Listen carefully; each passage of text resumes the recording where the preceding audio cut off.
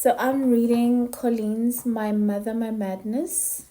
She gifted me this book at the Kingsmead Book Festival and she signed it and said to me that I will relate to the contents of the book as someone that speaks about the mother wound, that also has her own mother wound and has been doing the work to navigate that and to heal from that, and also to help other people heal from their own mother wound. And I remember when Colleen gave me this book, I remember thinking, am I going to relate? Because I was looking at the fact that Colleen is a Caucasian woman, and as someone who had read a lot of books on my mother wound healing journey, and one of the things that I'd struggled with was finding text or literature that is that I could relate to, that was written by Black women and could speak to my experience. And not just Black women from America, like Black women from Africa whose stories I could relate to. Because when Colleen said to me, so this book is journal entries that Colleen made when her mother was in an elderly home and Colleen was in charge of her finances and making sure that she has what she needs, which was Coke and tissues and a lot of cigarettes. So the mom had her own money. That to me was the first thing that was like, oh, am I going to relate? Because as a Black person, also growing up in South Africa and recognizing the inequalities and racism that plagued our country for years, that caused the inequality and the oppression, was that I may not relate to her story because there is a certain level of privilege that I expected Colleen to have as a white woman that I believe also contributes to my own mother wound as a Black woman, right? Not having that privilege and not having that sort of parents who are financially well off because of that oppression, right? So I feared that I would not relate to this book. But interestingly, there are themes that I come across in my coaching work that I also experienced in my own personal life, in my own personal mother wound, that to me said, regardless of class, regardless of race, there are certain things that sort of connect us, especially when it comes to the mother wound, because they cause the mother wound causes the same sort of effect in our lives, and by this I'm talking about the toxic shame, I'm talking about the toxic guilt, I'm talking about the toxic fear, I'm talking about the anger, and I'm also talking about the physical sort of implications of this wound, how this wound also affects our bodies. Because my number one point here was mental illness, right?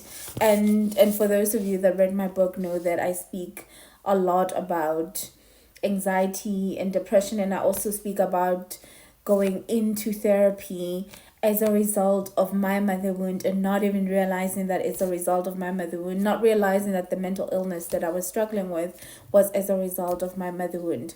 But Colleen also has something that I relate to, was being the first daughter and being a deputy mother, and in her case also having to mother her mother when she became an elder who couldn't take care of herself, and that role just being a part of her life until her mother died. From when she was a child, she writes in the book that her mom was impulsive and had multiple affairs and was just not a person that was responsible and had the qualities of a responsible parent. And Colleen, as the first daughter, then had to take on that role. For those of you that read my book also know that that's something that I've had to do with my siblings. But with me, I then came across the work much earlier, I suppose, earlier than Colleen, and having to then say, do I want this to be a part of my identity for the rest of my life? And also because I have siblings, why is this my role, and why do I have to play it? Why do I have to continue playing it if it's so harmful for me? So having to do that work, but also realizing in the book how Colleen doesn't seem to be given that much choice, because her mom gave her the responsibility to take care of her finances. And I think she was brave enough to set the boundary to say, you cannot live with us, right? But I will take care of you using your own money. And that's also another thing that I came across, as your mom had her own money that you could use to take care of her, and she didn't have to be a financial burden to you, even though she was an emotional burden. And I say an emotional burden because in the book, Colleen speaks about how the thought of doing things for her mother and the thought of just her mother made her physically ill, how she would have these migraines that were just debilitating, and then also having to take naps sometimes, but just thinking about her mother, because it was just taking it was draining for her, draining the life out of her. And that is also something that I could relate to, and that I feel other women also relate to, because I hear it a lot in my coaching work.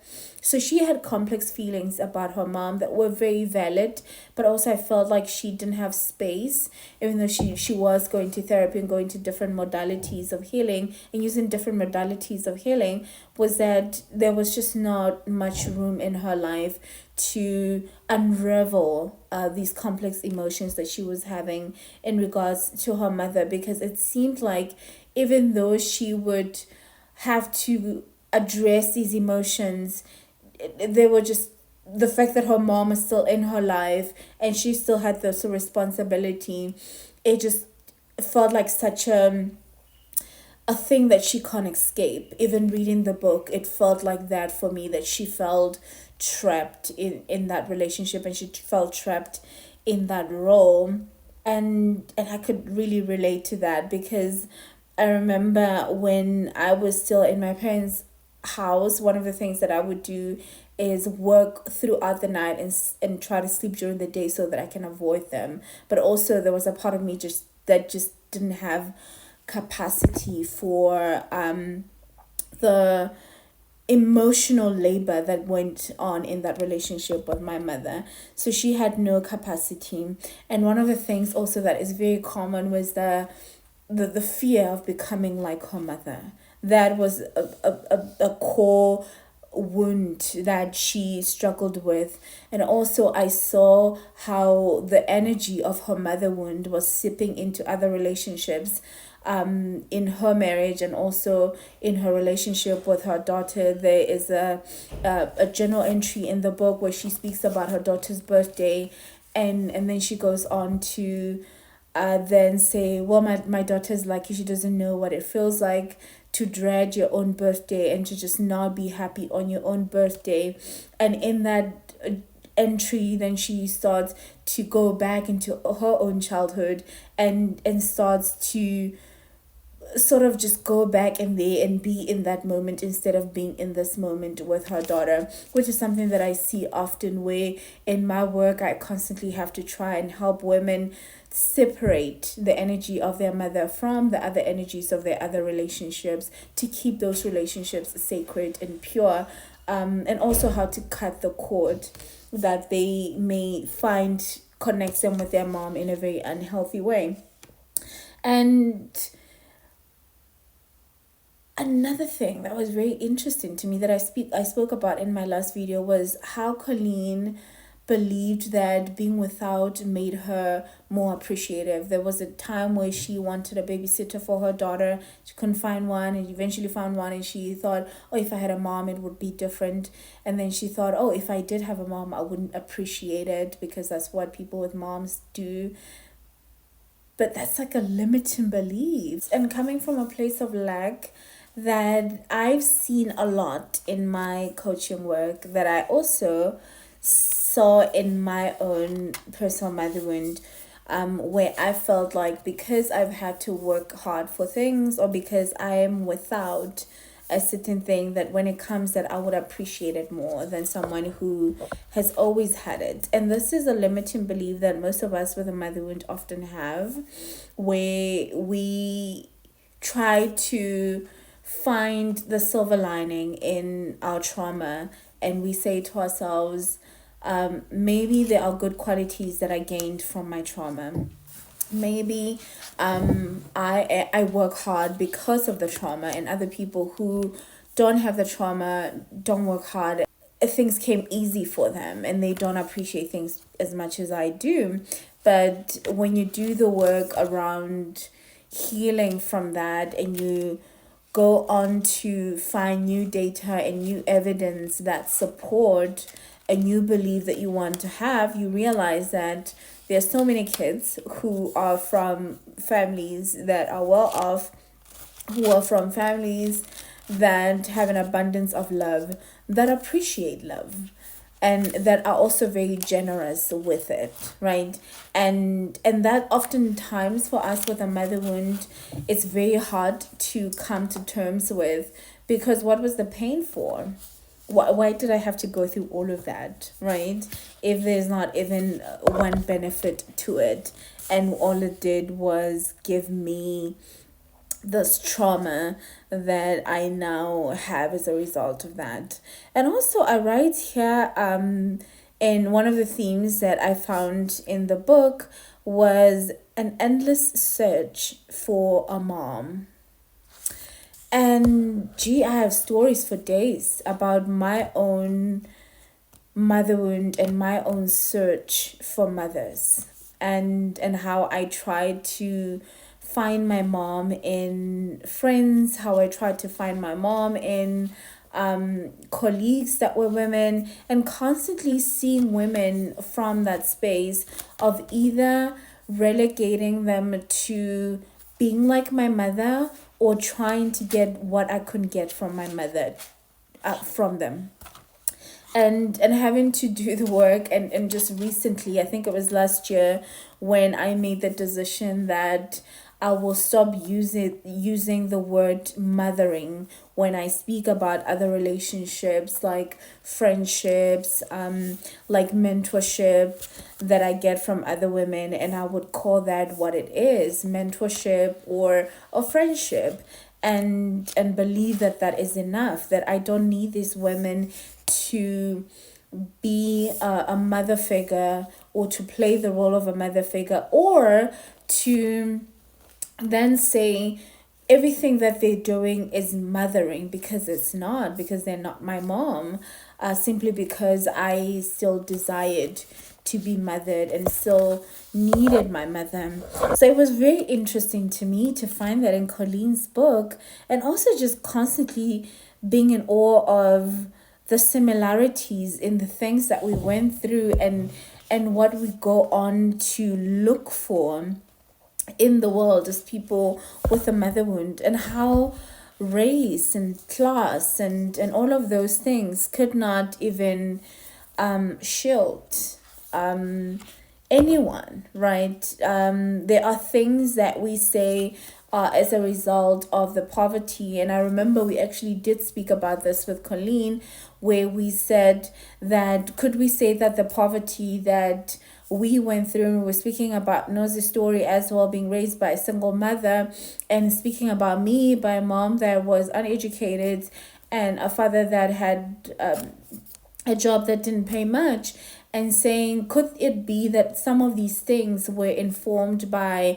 or were caused by, the poverty that we were going through? And we did agree that the poverty plays a huge role in the way people show up as mothers.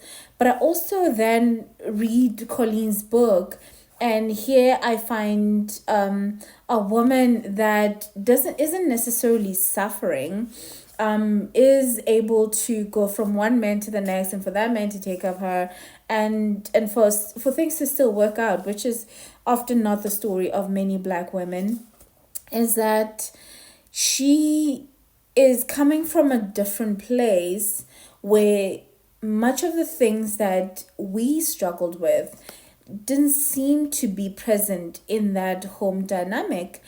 But she still had an emotionally immature mother, obviously from her own trauma that wasn't dealt with. She also had a mom that was neglectful, and she was also parentified. Her mom did not go to the fields to like my mother, to then plow and harvest and all of those things, but her mother was just irresponsible, right? Making really poor choices and relegating the responsibility of the mothering onto Colleen. And I can't help but sympathize with her story and what she went through, and see myself also in the things that she went through, even though the setting is not the same. Which was also very interesting when I would get reviews about my book, was people saying I did not go to initiation school, but I went to boarding school. And the feelings that you describe resonate with what I felt being in boarding school. Or I was not so much a smart kid or whatnot, but my mother was still jealous of me because there were things that I was, she felt I was too privileged and having, and that she did not have. So there were these sort of stories that are not the same, not the same settings, not the same dynamics, but same themes, same emotions, and maybe it's true that our emotions are what connects us, not so much the experiences and the details of those experiences, but what we feel as we go through life.